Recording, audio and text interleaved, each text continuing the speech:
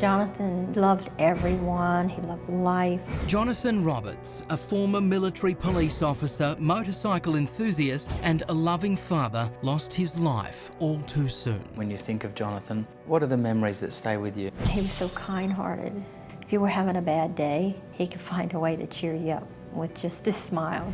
Jonathan's 3-year-old daughter, Casey, will now grow up without her beloved father. Happy birthday, Daddy! You have it!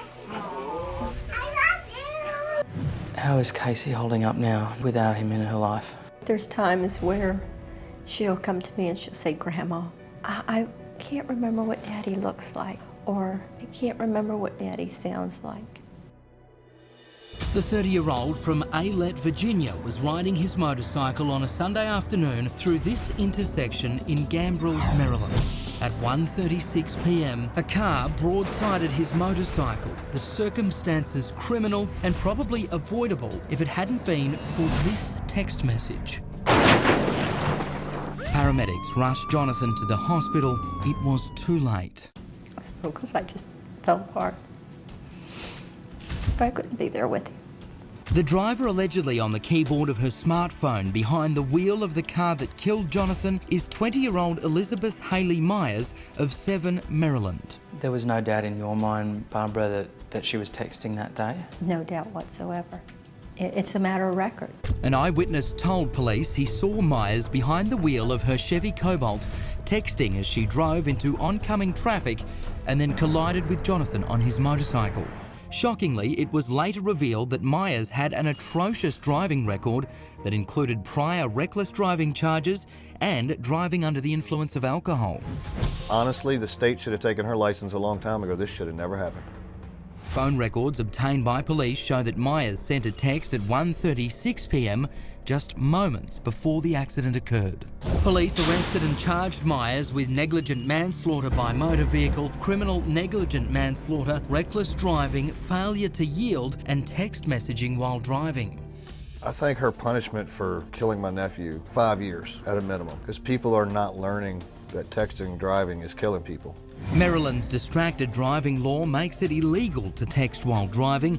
Myers faced up to 10 years in prison, but texting while driving laws can be vague and grossly inadequate for those seeking justice in court. It makes me very angry, very angry. She at least should have had to suffer some type of consequence. My preference would have been to see her in jail for a period of time where she had no choice but to think about what she did. Even when it's not a crime perpetrated on innocent victims, the tragic outcome of the phone texting and driving obsession can lead to more than a prison sentence. Just ask Matt Logan. I saw a school bus, and it was very apparent that at the back of that school bus is where the emergency crews were working. What started as a beautiful autumn afternoon in Byron, Minnesota, soon ended with a tragedy of grave proportions when Matt, a father of 4, stumbled upon a horrible scene. The accident was very severe. The minivan that DJ Logan was driving had gone pretty much completely underneath the back bumper of the bus. Police, fire department and paramedics attend to victims. A medevac helicopter hovers and lands softly in the middle of the highway. Speaking with Deej a half an hour before that, I had the feeling that I needed to pull over. Matt knew his daughter DJ had just completed her first day as a senior at Byron High School and was on her way home. I went up to the officer that was turning traffic around. They had the road blocked. I described to him the vehicle my daughter was driving. Right then, he knew she was involved. All he knew was that she had a faint heartbeat and they were still trying to extract her from the vehicle. DJ is rushed to nearby Mayo Clinic in Rochester in critical condition. The bus driver and the 2 child passengers are treated for minor injuries but are okay. At 8:51 p.m, about 5 hours after the accident, DJ Logan took her final breath. At first, the Logan family and police are totally unaware of the cause of the accident. Then, after several weeks of investigating, a shocking development. Her cell phone was collected, and we learned that she was texting at the time of the accident happened. The hardest part is that over a period of time, you got to understand that your child made a choice that ended their life, non-intentionally. It's a hard place to get. Despite knowing the dangers, DJ fell victim to the overwhelming urge to text while driving on the highway at 60 miles per hour. She paid with her life. Even though she knew it was wrong, it's still about a choice that she made. It was also a willing choice Elizabeth Myers made when she allegedly killed Jonathan Roberts.